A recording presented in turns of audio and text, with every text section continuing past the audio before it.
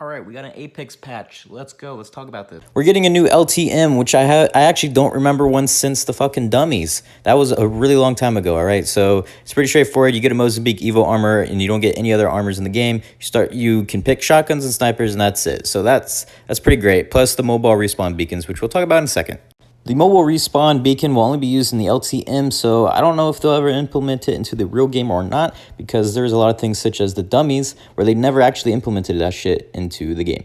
This will be a slow respawn. King's Canyon is getting a new building. It's Crypto's little fucking lair. I'm assuming you're going to need Crypto's drone to be able to pretty much UAV the entire map. Speaking of Crypto, they're trying to buff him, but, really only affecting Wattson, and nobody really picks Wattson all that much anymore. As you can see in the patch notes, it only disables pylons. I'm not sure that it actually destroys them, which could be a big difference. Lifeline's bot officially revised people. Doc does not heal anymore. Lifeline no longer has fast heal, but she still has low profile, which is a 5% increase of damage that she takes in. Lifeline's care package can now carry more items, so good luck with those sniper stocks. If you're annoyed with randoms always picking Octane and running into fights that they know they can't win on their own, well, be prepared to be more annoyed, because now Octane has a 10% speed increase, and he can double jump in the air, so he's going to be absolutely nuts. Revenant's tactical buffs were more like bug fixes, but his ultimate was definitely much needed. However, he still has a 30-second timer to which he can go wherever he wants.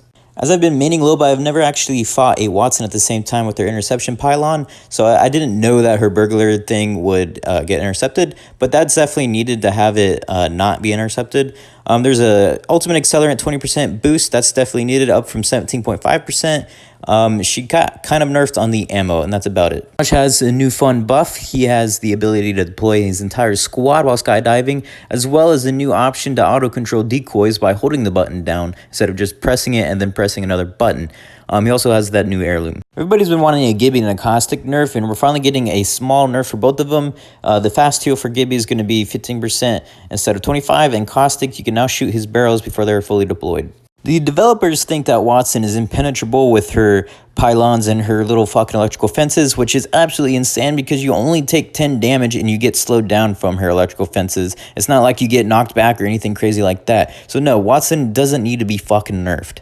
But she does get 3 pylons this time, which is new, and she also is able to stack 2 accelerators this time instead of 1 like all the other legends, which is actually an indirect buff to other legends like Lifeline and Loba. The dev team thinks that Wraith has an exceedingly high win rate and kill rate, and they think that these changes are going to fix that. Keep in mind, this is their way of getting the get out of jail free card removed from the game. Keep in mind what they did to Pathfinder, and they completely nerfed him. It'll take her 1.25 seconds to get into the phase form where she's invisible, alright? It will be 20% slower for 1.25 seconds. Sure, that sounds like a nerf at first, but let's look deeper. Her phase walk will now last 4 seconds, up from 3, and she walks 30% faster, and she can see everybody. That's not a fucking nerf, my dude. That is a literal get out of jail free card.